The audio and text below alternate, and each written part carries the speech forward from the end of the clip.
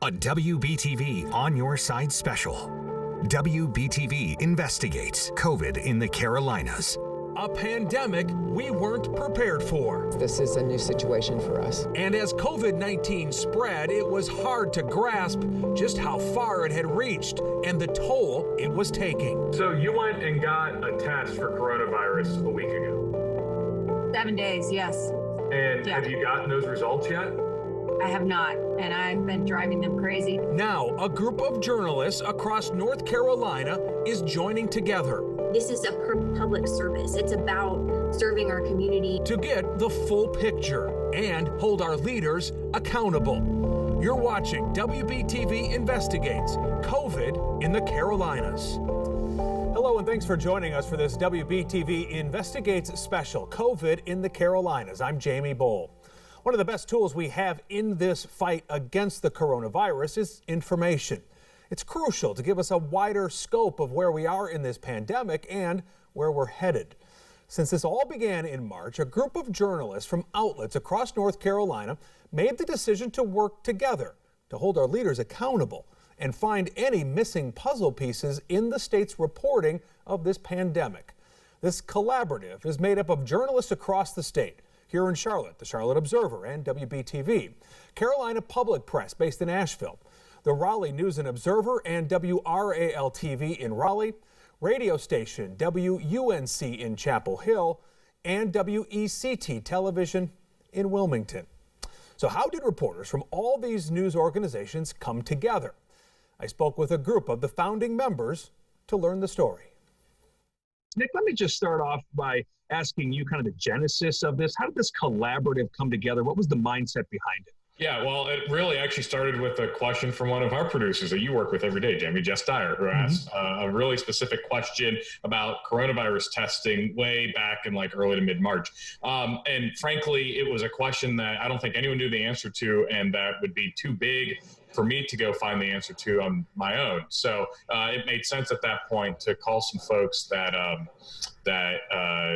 knew and worked with around the state. And my first call is to Tyler, who'd led a different collaborative for Sunshine Week over the last few years. And from there, we kind of put this group together. What do you think has been the biggest impact of this?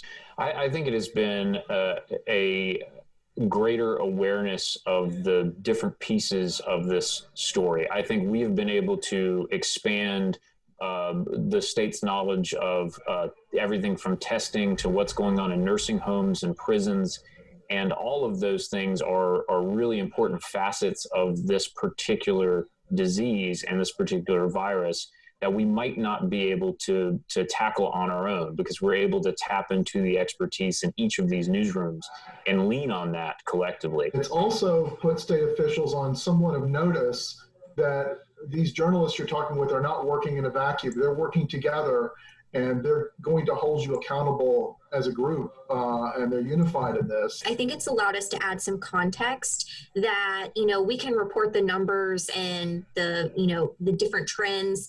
We can show Mandy Cohen's charts all day, but adding context of this is what's happening at nursing homes where you might have a family member. This is what's happening in prisons where you might have a friend. We're able to take a look at those things that are outside of the numbers. This is a public service. It's about serving our community, whether that's the state of North Carolina or just the city where we're located.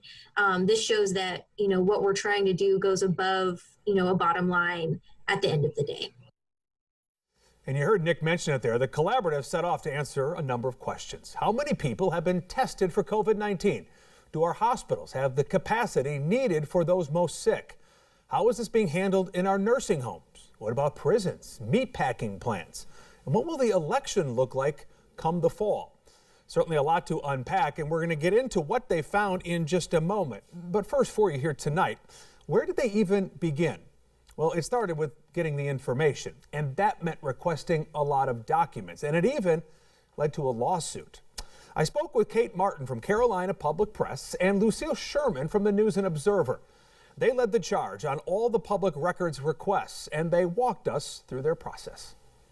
So I think in particular, trying to target the records that we needed to get and get people to give them to us were sort of like one of the most difficult issues. In terms of hurdles we faced, I think, physically collecting all the information and the amount of time it takes to do that, as well as, talking with people about this was sort of the most difficult part of all of this.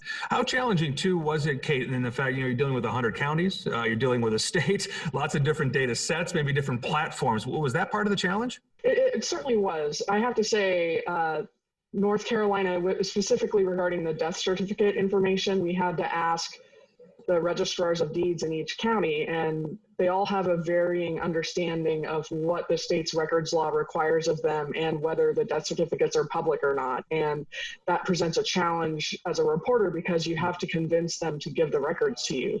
And explain to viewers at home who want to understand what goes into this and why this information you felt was so important to gather up. So in terms of death certificates, we felt like it was really important to understand if there could be more deaths, COVID-related deaths, than were currently being reported. And to explore that, getting death certificates was sort of one of the major things that we did.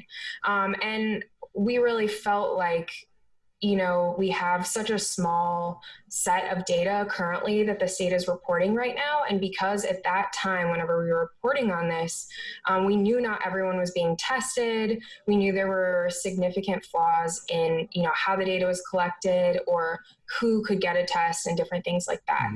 So we really wanted to focus on sort of understanding the scope of this truly, and also getting down to the actual humans who are affected by this. And that was really one big way that we did that. Yeah, the collaborative began with looking at COVID-19 testing. You may remember toward the beginning of the pandemic in March, the big issue was test kits. Experts kept saying, besides a vaccine, our first line of defense here is testing. Gives us a broader scope of how many people are infected and helps us track how effective certain protocols like wearing masks and social distancing have been. But test kits were limited. We were using the state at that time. Those 3 tests that I was talking about specifically came from the state lab, and we were sending back to the state lab.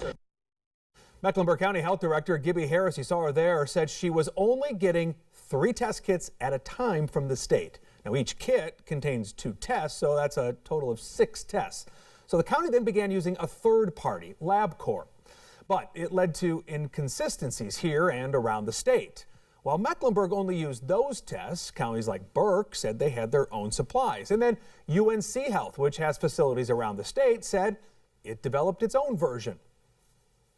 We are testing samples from all of UNC Health affiliates, all UNC Health inpatients and emergency department patients. Their samples are coming here for our tests because of our short turnaround time. So we can have a shorter turnaround time than if they sent it to a commercial laboratory or the state laboratory, which is what they've been doing so far.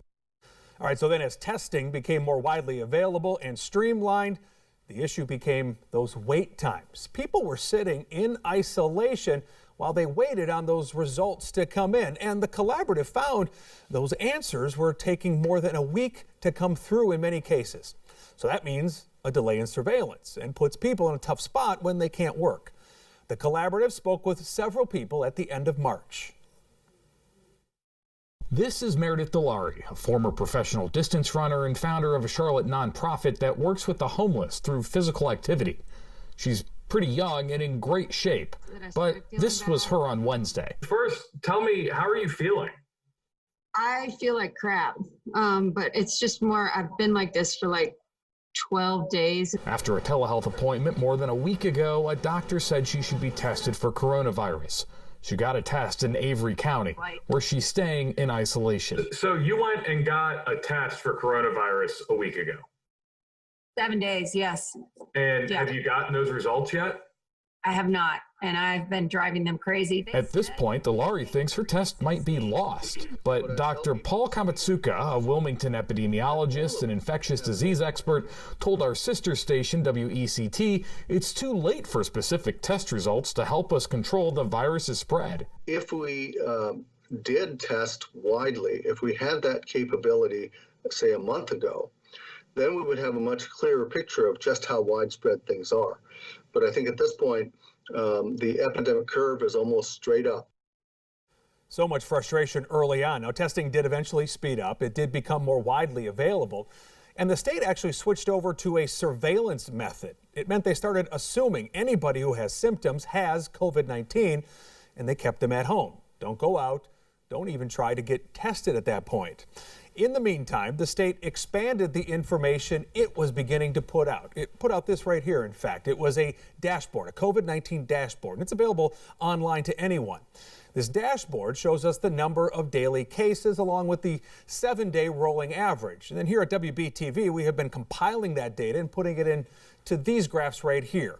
The blue represents the daily ups and downs of cases. The orange that you see here, that represents a 7-day weekly average. Now we want that average right there to plateau and then hopefully begin to dip.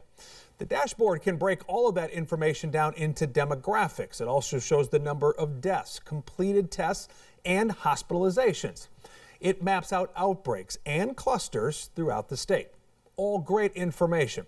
But the collaborative found it doesn't measure up to the dashboards other states have. I spoke with WBTV's Nick Oxner and WRAL's Tyler Dukes about it. The dashboard that we think of now has way more information than when we first started. I mean, we didn't really have much information aside from the number of cases.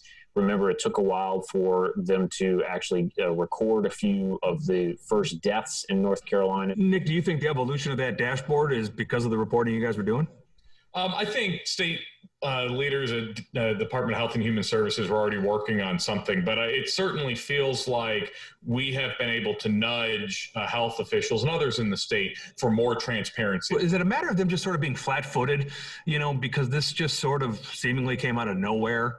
Yeah, I mean, I think there is a piece of this that was a learning process for everybody, including the state. I mean, this is really unprecedented. And you can see this. This is not just a North Carolina story, but of course, every one of these dashboards across the country started small and then got bigger and bigger, because there was a big question about, well, what is it that we need to capture? What can we capture? How are we doing that accurately? And how are we doing it consistently? And so there was a part of this that needed to be established through the work that we're doing about what is the best practice here for transparency. You're also dealing with issues relative to the death certificates, correct? They weren't reporting those deaths on them right away. Has that all been fixed? What is the problem ongoing there? Well, one of the things that we wanted to try to figure out very early on is, again, there's these really basic questions of how do you count a death by COVID-19? And, we certainly found some cases where it was unclear whether deaths were being counted and how they were being recorded on death certificates. What we found is that the guidance that was coming out from the state was actually to kind of be cautious, only count deaths, official COVID-19 deaths, as people who have tested positive for the virus. And of course, in the early times, and even still now, people didn't have access to a test, so likely had all the symptoms but hadn't been tested, or the test results hadn't come back before they died. I think one of the big challenges here is that there's this assumption, I think, more broadly, that there's some perfect data that exists out there in the world. And when you think about all those points of reporting that have to fall into place really effectively in order to get perfect numbers, that's really unlikely. There are a lot of human beings involved in this process. And up until now with this pandemic, a lot of that stuff hasn't been mandated to be reported or being tracked consistently. Still ahead on WBTV Investigates COVID in the Carolinas. The state tells us how many hospital beds are filled, but what does staffing look like? They needed time to train, critical care doctors. Plus, prison staff getting infected with the virus. Why so many staff weren't able to get testing, and what changed after the collaborative investigated.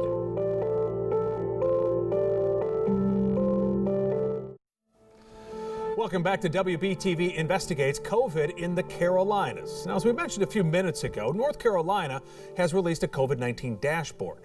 But the collaborative found it is missing some crucial information. One piece of that is hospital capacity. Now, while the dashboard shows the number of beds available, it doesn't show if hospitals have the staffing they need. Every COVID-19 patient needs a team of up to 6 caretakers. That includes a registered nurse, an inpatient physician, a critical care physician, and some others. As the collaborative found, a room or equipment can be repurposed. The limitation is the actual people needed to staff it.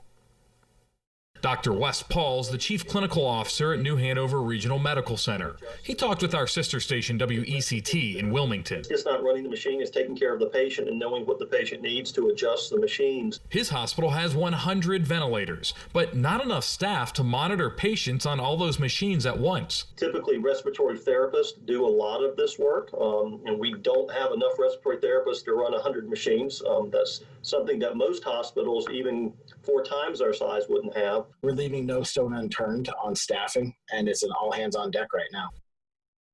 Going forward, are they going to re-examine, do you think, how they're staffing these sorts of things? Are there some things maybe outside the box that they hadn't thought about before that they're going to try to do? You know, things are changing, especially with telehealth, the ability to have kind of hospital at home is the way that they described it to me. Essentially, they have a team that's dedicated to checking on patients that are at home. You know, maybe they have a moderate case of COVID-19. They aren't at the point where they need to be in a hospital, but they still need more care than just taking care of themselves. So they have doctors that call these patients regularly, you know, what's your temperature?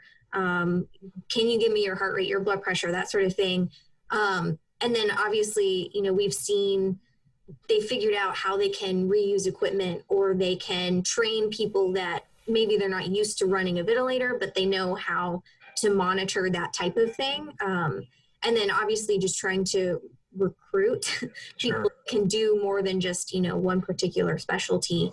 I think cross-training, that sort of thing you see happening? Yeah. That's one of the things that they said early on is part of the buying hospitals time while being shut down was they needed time to train, you know, critical care doctors, or there are not a lot of them, but there are surgeons that certainly know enough about the respiratory system that they could be cross-trained to be a critical care physician. And so you just need time to do that. And when I talked early on with some hospital administrators, they talked about looking at what was happening, particularly in the Pacific Northwest that got hit with this so much earlier than everyone else, to try and adapt here in North Carolina. Now, another key piece of the puzzle was that missing data on congregate living facilities. In the beginning, the state's health department was not naming, say, nursing homes experiencing outbreaks. Now, some counties would name them, but others wouldn't, so there was no consistency. I think anybody can relate to when you hear a county, you want to know, well, which facility? Is it the one that my loved one's in?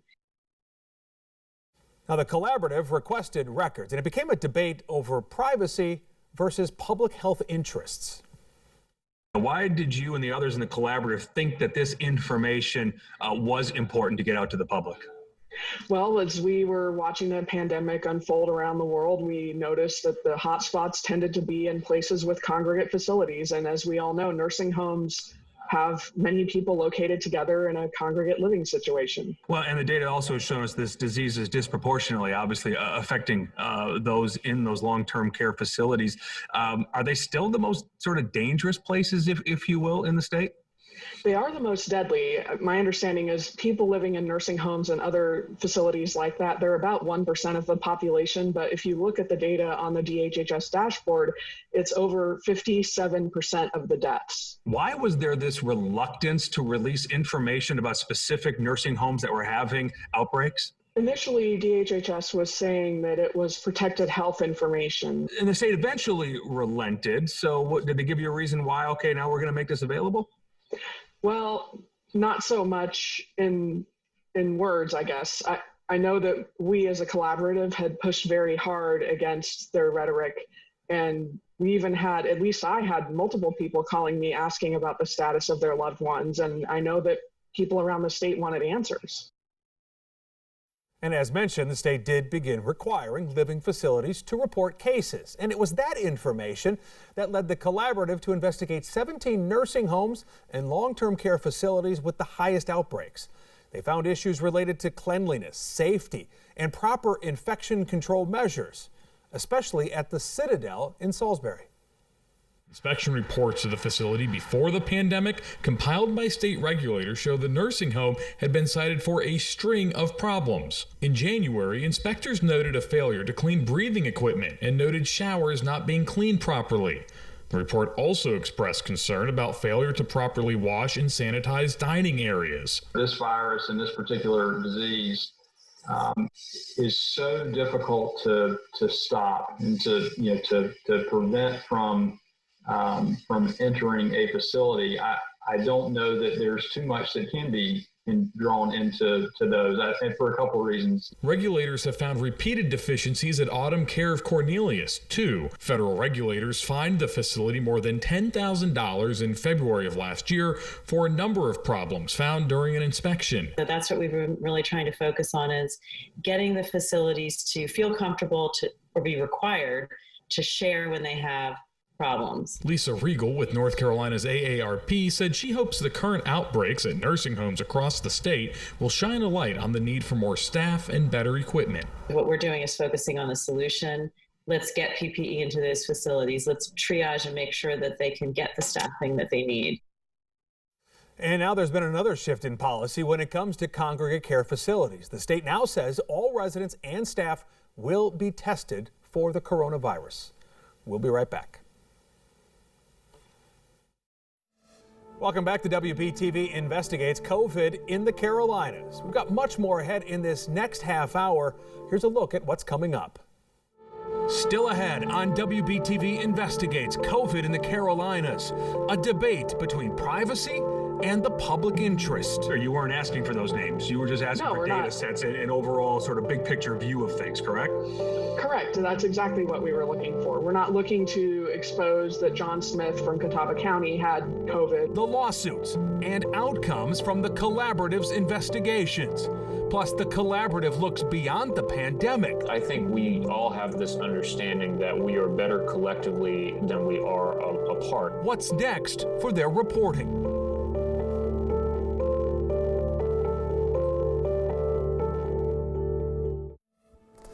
Welcome back to WBTV Investigates COVID in the Carolinas. The pandemic has hit hardest in places where people live close together. That includes our prisons, which creates problems in the surrounding communities. Very, very high rates of infection among people who are incarcerated will translate into very, very high rates of people who are infected in our communities because staff and correctional healthcare professionals live in the communities. That right there is Dr. Bree Williams. She specializes in medicine in jails and prisons. In April, the collaborative asked the state to outline what was being done to prevent this virus, from spreading in prisons. It said each inmate was receiving 2 face masks. All inmates were sleeping head to toe, but a lot of what really was left unsaid, specifically plans to test more inmates. Now, so far, the state has tested about 14% of its 32,000 prison inmates.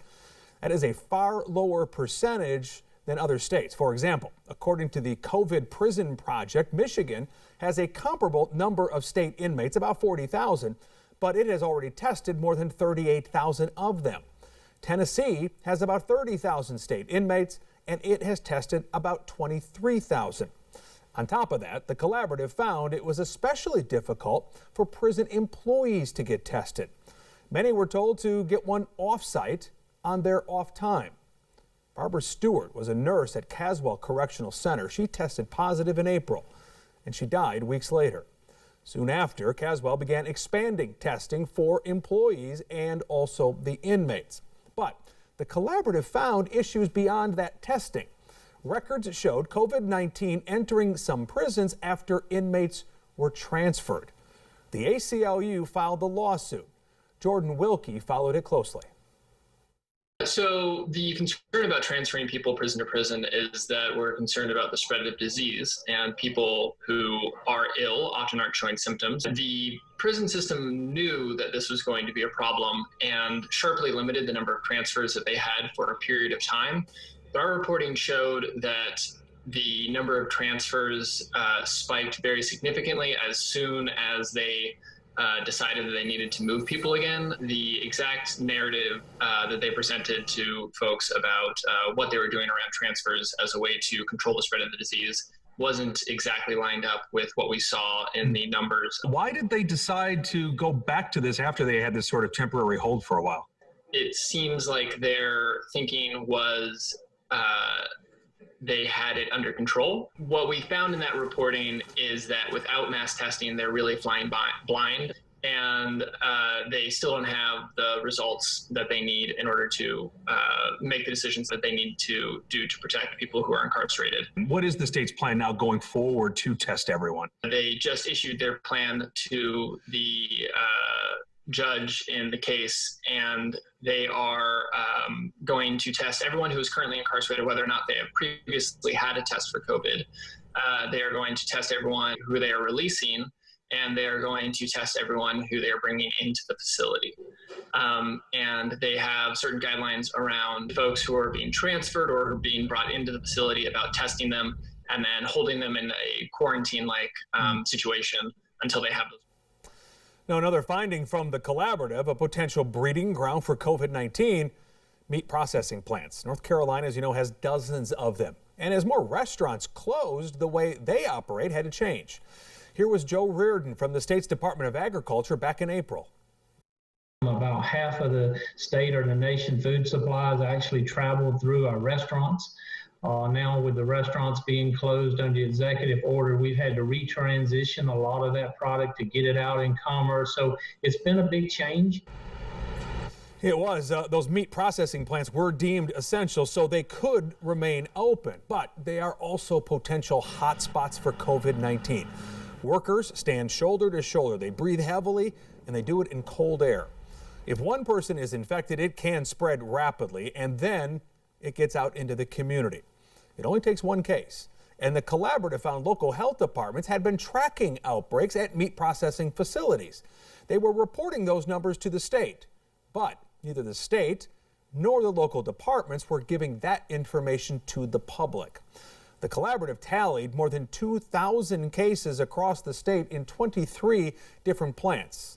Those included Tyson Foods in Wilkes County and Smithfield pork processing plants in Bladen County. But officials wouldn't name any other specific plants. When there is the concealing of data, that presents a problem, and it can be better even to present data that they have and to admit that they don't have the rest.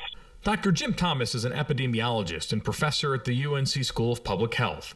He says transparency plays a central role in public health. There is an ethical principle in public health of transparency, of communication and honesty in communication, and timeliness. North Carolina Secretary of Health and Human Services, Dr. Mandy Cohen, says she doesn't want to release that detailed information because it could hurt the companies that own the plants, which she says have cooperated with the state in other ways. What we are saying is this may not be the universe of all of them, and so by naming them individually, I think we are calling out ones, frankly, that raised their hand and said, we want to work with you.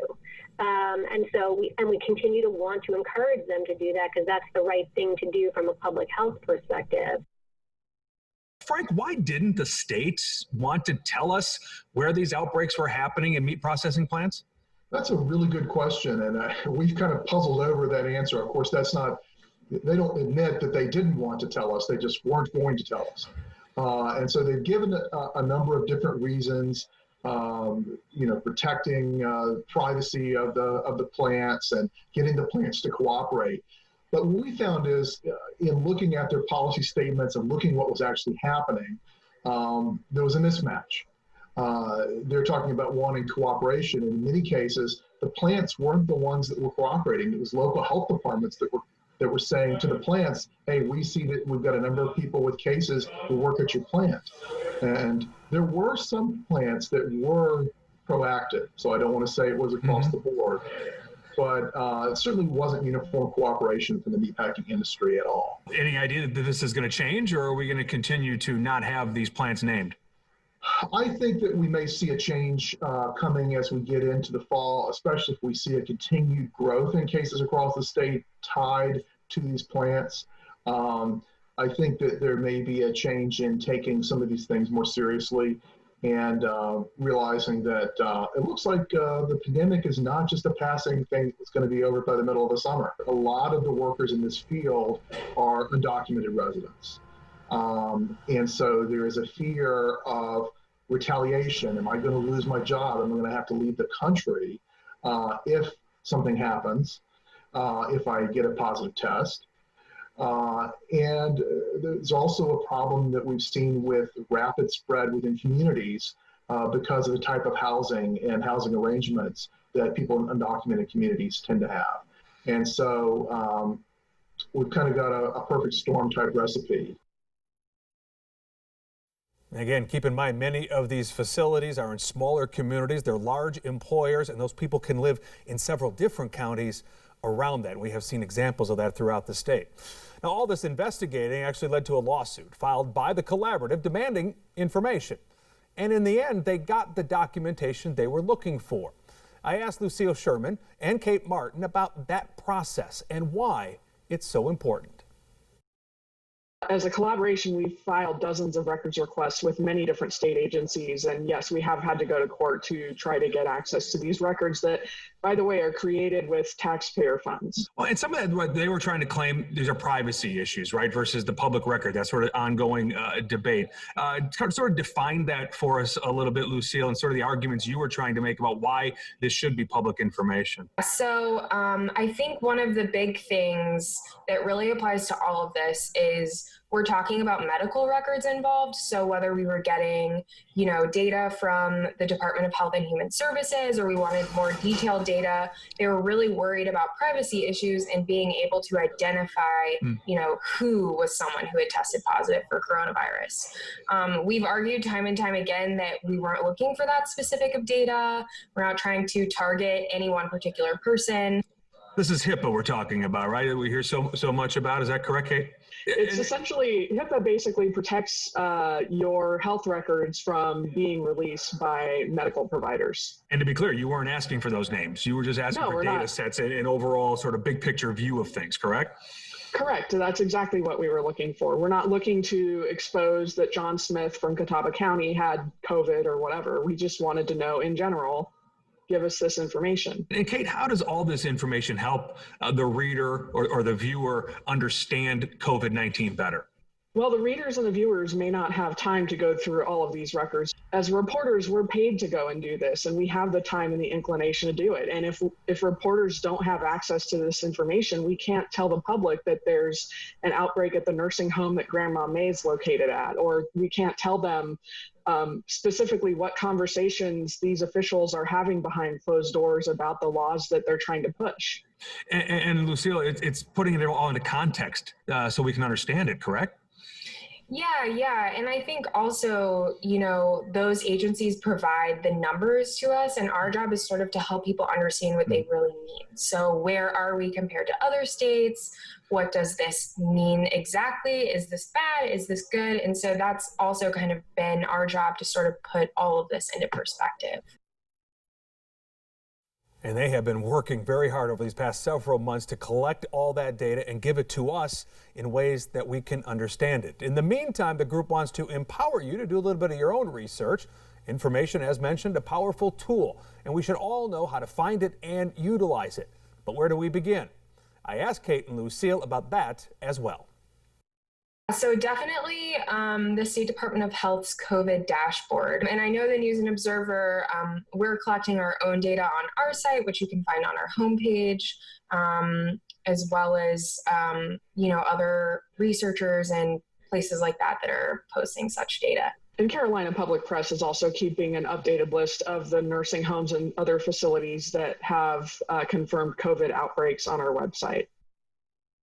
And we've also got links to more information on our website. Just head to WBTV.com. Still ahead on WBTV Investigates COVID in the Carolinas.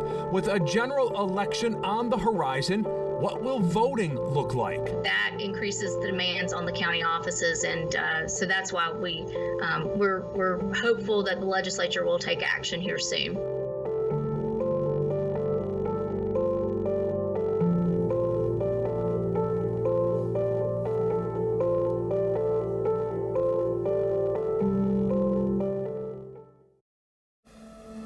Welcome back to WBTV Investigates COVID in the Carolinas. Now we look ahead. How will COVID-19 continue to affect us, and how are our leaders bracing for it? As you know, this is a big election year. If you remember, we just got through our primary when the pandemic really took off. The general election is coming up in November. You've got the race for president, governor, Senate, state lawmakers also on the ballot. One thing we do know, the voting is going to look very different. For one, state officials expect a dramatic increase in absentee by mail voting. Historically, absentee by mail turnout has been pretty low. In 2016, when there was high overall turnout, it only accounted for about 4% of all ballots cast in that presidential election. Now, the collaborative reached out to the state, and it says it expects a 10-fold increase in the number of ballots cast by mail this November. But that comes with added costs. And is the state prepared? The collaborative took that question to the state's Board of Elections. Karen Brinson Bell is the executive director of the North Carolina State Board of Elections. She expects counties around the state to need $2 million just in increased postage for absentee ballots this year. That's why, she says, she started discussions with lawmakers in Raleigh to appropriate extra money to pay for this year's altered election landscape. There is no bigger turnout than in a presidential election year, and so that increases the demands on the county offices, and so that's why we're hopeful that the legislature will take action here soon. All right, so where do we stand? State Executive Director Karen Brinson Bell says she is ordering 70% more ballots for the general election. Now, in mid-June, Governor Roy Cooper did sign a bipartisan elections bill.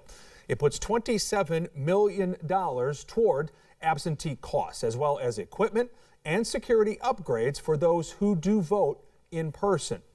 It also makes absentee voting easier. Under this bill, voters will only need one witness signature on the envelope with their ballot. Previously, you needed two.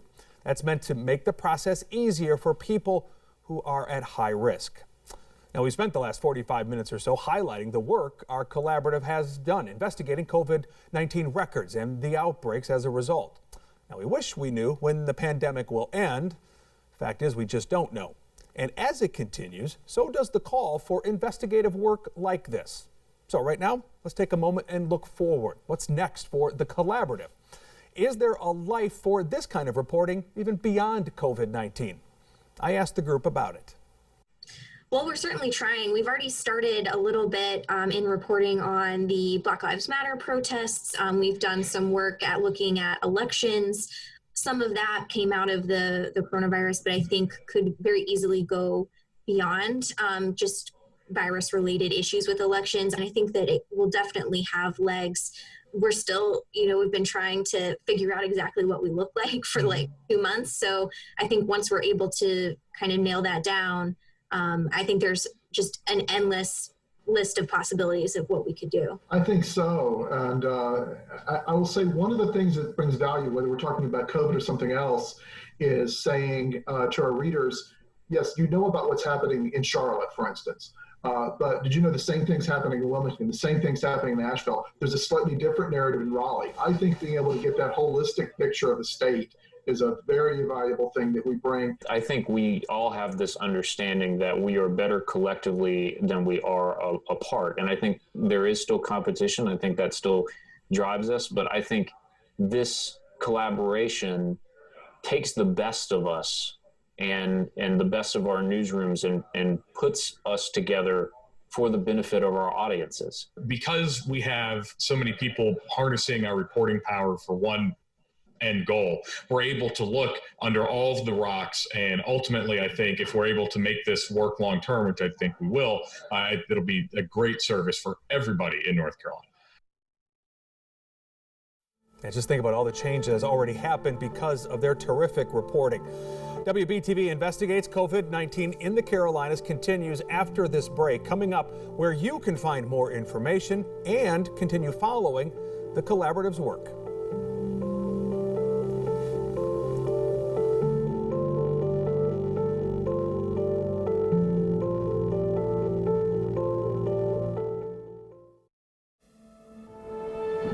And welcome back to WBTV Investigates COVID in the Carolinas. We want to thank you for joining us as we have delved into what this collaborative has uncovered and what's next.